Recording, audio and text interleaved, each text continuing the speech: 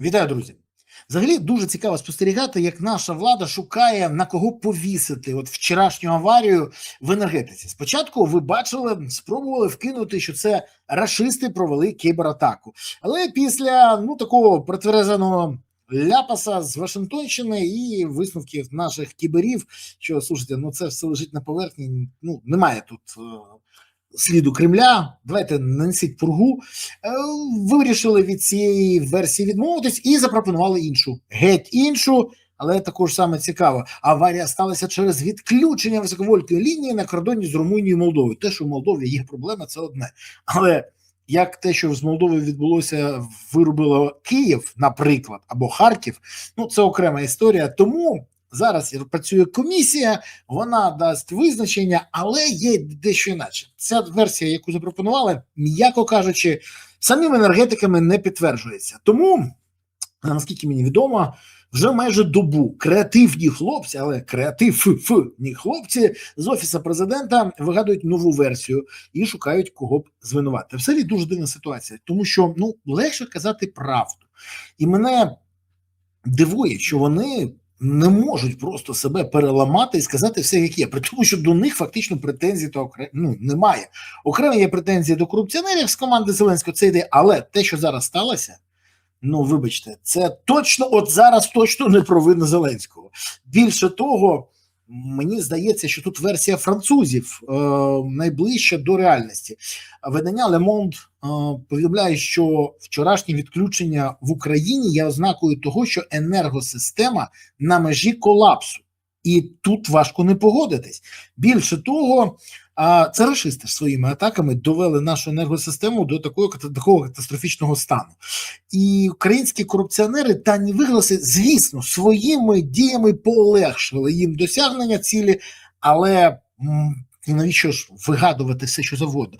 Тут взагалі багато моментів. Чому останнім часом президент і його оточення постійно брешуть або мовчать про правду? Нагадаю, в понеділок почалось енергетичне перемир'я. Я про це в понеділок і розповів. У вівторок зняв відео про це, виклав. Але якщо б посередині тижня Трамп, четвер, якщо не помиляюсь, не сказав би про те, що перемир'я існує, Зеленський б мовчав і далі. При тому вони нагнітали. Ви пам'ятаєте цю історію? От, дивіться, буде обстріл енергосистеми, каже Зеленський. На наступний день йому вторить віце-прем'єр Олексій Кулеба, який є, до речі, людиною Єрмака, якого не чіпають попри зняття Єрмака. Як і інших людей, Єрмака теж не чіпає. Того ж Кіпера, Вдовиченка, там безліч, і теж Бевза і іншого. Так от, виходить, буде обстріл, все інше. Але по енергооб'єктах не били. І вони знали вже про це, чи бити не будуть. Тому велика кількість запитань з'являється з цього приводу. Навіщо влада мовчала? Навіщо зараз вигадують? До речі, напишіть в коментарях, як ви думаєте, а навіщо вони все це роблять? Є якась причина чи ні? Бо мені здається, що тут навіть сенсу немає ніякого здорового глузду, щоб брехати далі.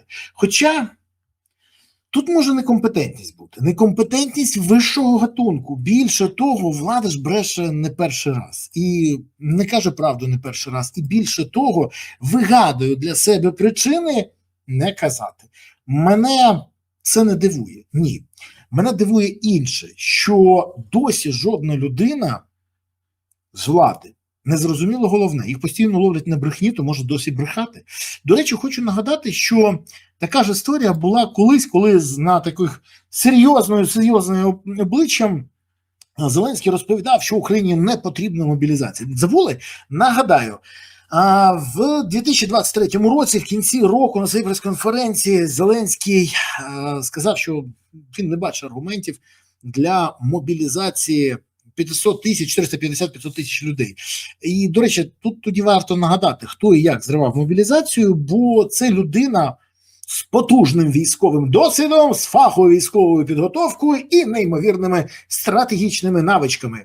Це вона сказала, що не бачить потреби мобілізації 500 тисяч українців до ЗСУ і їх підготовку від півроку до року. Хто ця людина? Так, це Володимир Зеленський. На своїй конференції сказав, тут військові до мене звертаються, але я не бачу аргументів для цього. Які аргументи? Якщо в твоєму мозку немає місця для розуміння того, що тобі кажуть військові, то тоді це пояснює, чому що він зараз несе. Мабуть, йому не вистачає розуміння того, що кажуть йому перемовники, або енергетики, або інше. Що я можу сказати?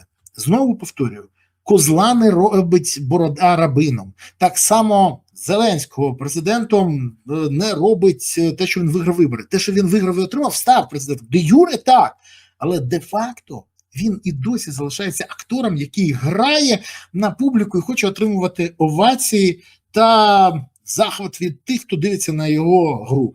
Але країні потрібен політичний діяч. І це лежить на поверхні. Так от, хочу нагадати, що Зеленський заявив про те, що Україні не потрібні мобілізувати, після того, як Залужний сказав, що мобілізація навпаки потрібна. Тоді Генштаб, Залужний зверталися до Зеленського, кажучи, що це необхідно, бо попереду у нас випробування, і ми повинні не просто стримати фронт, а йти в контрнаступ і звільняти Україну. А Зеленський не бачив і навіть зняв Залужного за те, що той пропонував, і плюс за те, що у того було вищий рейтинг, ніж у Зеленського. До речі, рейтинг у Залужного і зараз вищий, ніж у Зеленського, але результати як стало? Краще? Перемог та звільнених територій стало більше чи навпаки? А напишіть, будь ласка, зараз в коментарях. Оце важливо.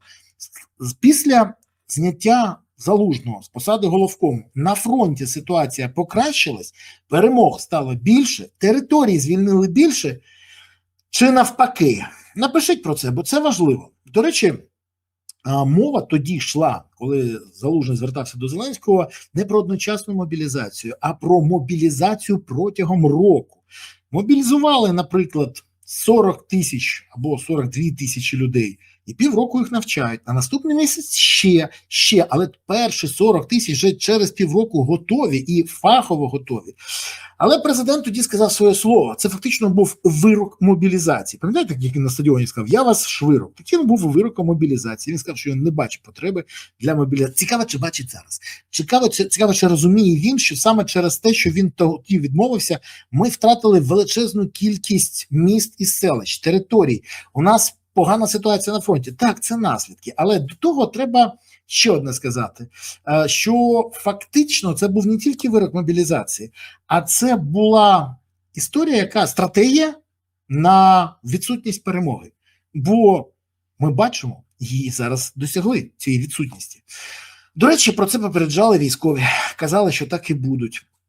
І це було проігноровано, бо Зеленському краще знати, що країні треба, що ні. Як він каже? Я президент, Міша. Міша, я президент. Він стільки разів каже, що він президент, що він досі не впевнений, президент він чи ні. Так от хочу нагадати, його обрали президентом, і треба не грати президента, а бути. Бо це величезна проблема. Але Зеленський же відмовився не просто так. Він що сказав? А де гроші брати на зарплати? Де їх брати? Так все дуже зрозуміло.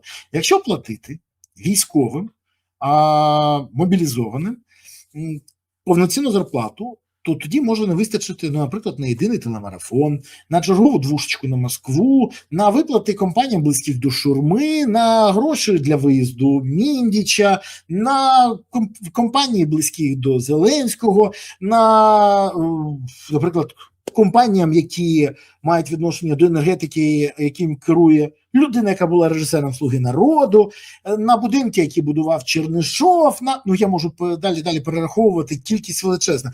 А це вже серйозна проблема, якщо на це грошей не вистачає. Краще, щоб не вистачало на ЗСУ. Як колись сказав Володимир Зеленський, ми можемо збільшити армію в 2-3 рази. Але тоді, наприклад, не зможемо будувати дороги. Для нас це велика проблема. Це він сказав за декілька днів до повномасштабного вторгнення, якщо ви забули. Зараз, мабуть, так само. І, до речі, коли він дає завдання Федорову розібратися з бусифікацією, то варто запитати Зеленського, як саме ту проблему створив він, і як саме він хоче, щоб розібралися.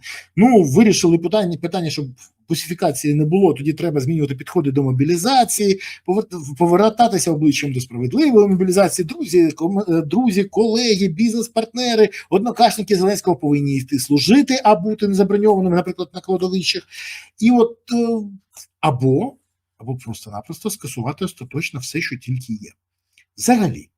І тут є різні варіанти. І стати може ще гірше. Що у мене це доводили неоднократно, але ж головне питання в тому, що чому ж не казати чесно і не казати, що ти не розумієш, щоб тобі роз'яснили. Шоумен грає президента. І сценарій пише мабуть, на колінці, забуваючи про головне. Це не фільм, не сітком, не серіал «Слуга народу». Перезняти нічого не вдасться. Дублій тут не існує. От, мабуть, це і є головна проблема тих, хто не може зрозуміти, що треба не грати, а бути. Так і живемо. На жаль. Дякую, що дивилися, дякую, що підписалися, поставили вподобайку, прокоментували і поширили відео. Поширте, це важливо, щоб ви інші теж бачили і знали. Але головне, підтримуйте ЗСУ, донатьте на ЗСУ, приєднуйтесь до ЗСУ, допомагайте ЗСУ. Бо ЗСУ – це єдина сила, яка є запорукою того, що є у України майбутнє. Є ЗСУ, є майбутнє. Не буде ЗСУ, не буде ресурсів для ЗСУ. Не те, що майбутнього. Країни не буде. Тому гуртуємося навколо інтересів ЗСУ, і все буде Україна. Дякую вам. Па-па.